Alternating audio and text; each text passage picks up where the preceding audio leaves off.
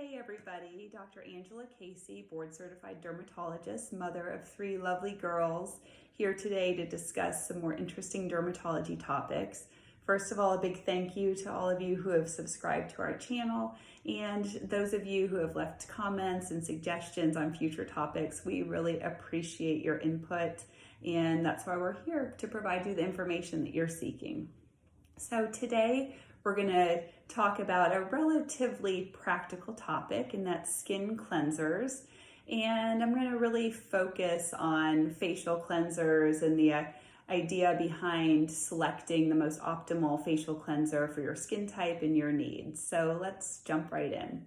I wanted to start with a discussion about our natural skin pH, and this is very relevant to the topic of cleansers, and we'll get into the whys of that in just a moment.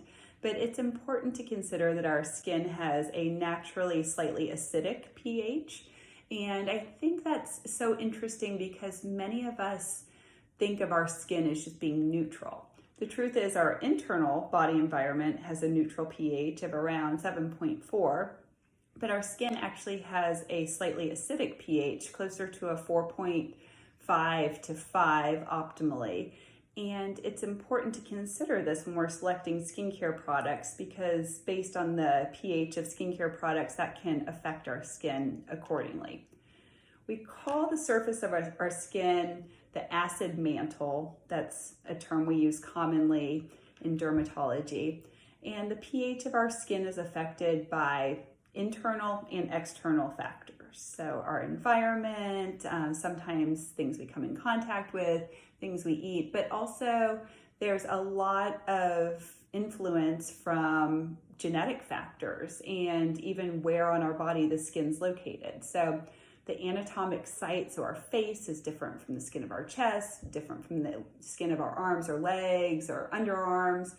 Our ethnicity also plays a role in determining our skin pH, genetics, the amount of oil or dehydration or moisture levels in the skin, sweat also influences our skin pH.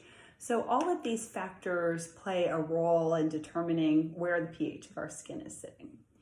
And again, we want that optimal pH to be slightly acidic, so pH of 4 to 6 or so.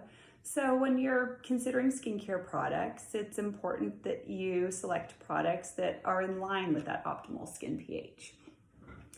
Buffer capacity refers to the ability of our skin to protect itself from the external environment. And as we mature, I don't like to use the word age because I like to say we mature, or maybe we get wiser as we get older. But as we mature, that buffer capacity is decreased a bit. So our skin becomes a little bit more vulnerable to external elements. It's not quite as resilient and robust as it was in our younger years. And then other factors that we come in contact with, including irritating skincare ingredients or even certain soaps and cleansers, further reduce that buffer capacity of our skin. So many soaps actually have a very alkaline pH of around 9 or so. When we put that on our skin, some of us do fine, but some of us may notice a little bit of increased sensitivity from that really alkaline product coming in contact with our skin that wants to maintain that more acidic pH. Free fatty acids also sit within the surface of our skin and help maintain that buffer capacity or that protection of our skin, as do natural moisturizing factors. And we've talked about that at length in another episode, but natural moisturizing factors are all of the ingredients, so to speak, in our skin that keep it optimally hydrated and balanced and help facilitate the shedding of our skin cells. And that shedding of our skin cells, that natural cycle of our skin, is really important for keeping our skin balanced and maintained. So how do we use that information to help select the best cleanser? Well, what do we want our cleanser to do? We want our cleanser to remove all the dirt, sweat, allergens, pollution, other environmental factors. Maybe it's our makeup that's on our skin, and remove that effectively. We want it to remove some of the excess oil from our skin, but not all of that good, healthy, natural oil that our skin needs to stay viable and strong and flexible. We want cleansers to help exfoliate dead skin cells.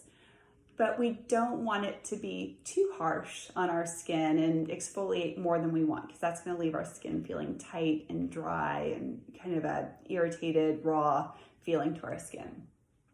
Surfactants are the active ingredients in a cleanser, and these are the little molecules that have basically a hydrophilic and hydrophobic component to them. So they love both fatty things and water things. So fatty things, it's going to bind to certain makeups and oils and other products that we apply to our skin. And then the water is going to help bind to the water that we use to wash our skin and other hydrophilic components of our skin. So surfactants kind of balance that oil and water combination so that we're removing everything from our skin effectively and still maintaining the balance of our skin. We want cleansers to protect our skin from any irritation or disruption of that stratum corneum. Stratum corneum, again, the outermost layer of our skin. It's made up of corneocytes, which are our dead skin cells, and also a lot of integral proteins and fats. So when you're choosing a cleanser, is it better to choose a cleanser that has a slightly acidic pH versus one that has more of a neutral pH? Well, I think it's just personal preference, and this is a little bit of a controversial topic within dermatology, as we know that application of any skincare product can sometimes temporarily change the pH of the skin, but there's not always a long-lasting effect as a result. So I think, again, finding the product that's right for your skin type is very individually determined and based on your experience with any particular product.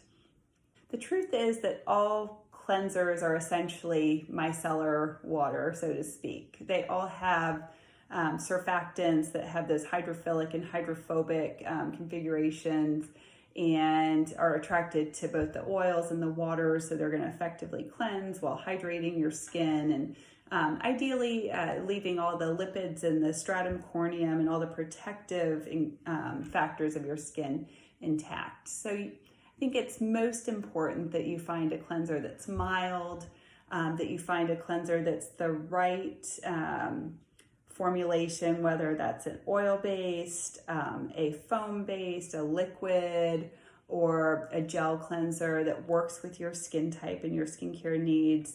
There's a lot of emerging research about the skin microbiome and all of the healthy bacteria, yeast, and organisms that live on our skin.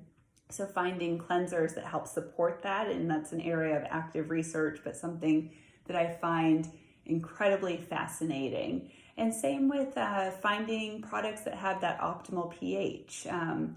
Again, controversial as to whether you need to gravitate towards the more neutral pH products or the ones that are slightly more acidic, which is in line with the natural pH of the skin.